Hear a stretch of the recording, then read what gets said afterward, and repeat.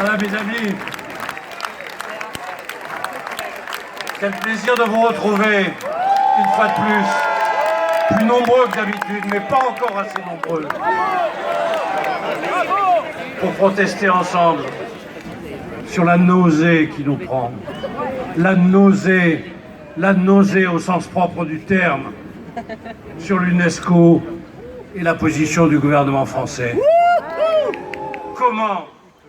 Comment, alors qu'il y a quelques mois, le gouvernement français s'engageait et reconnaissait devant l'Assemblée nationale qu'il avait commis une erreur en dénaturant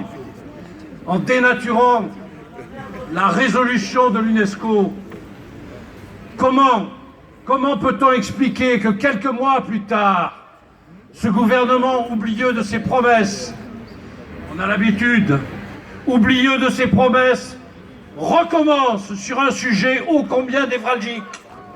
Il s'agit cette fois tout bonnement de dire le mont du Temple est palestinien, le mont du Temple est palestinien,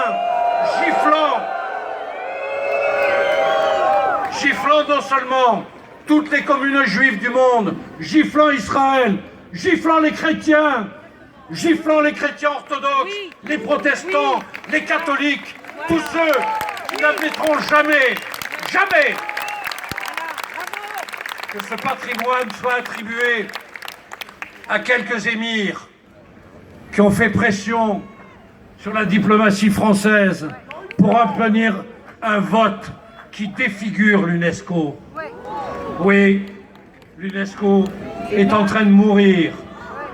Il est en train de mourir et c'est tant mieux. C'est tant mieux que l'UNESCO meure de sa belle mort.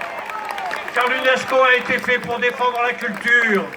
Et l'UNESCO n'est pas là pour faire de la contre-culture partisane. L'UNESCO s'est défiguré. L'UNESCO n'a plus droit d'existence. Et les grands pays, successivement, se retirent de cette organisation internationale. Bravo! Bravo! Les États-Unis, le Japon, peut-être demain, si la France retrouve cet honneur, peut-être la France pourra-t-elle dire à l'UNESCO: nous ne sommes plus de ce monde, nous défendons la culture, notre culture, celle de tous les siècles, et de la liberté et la démocratie.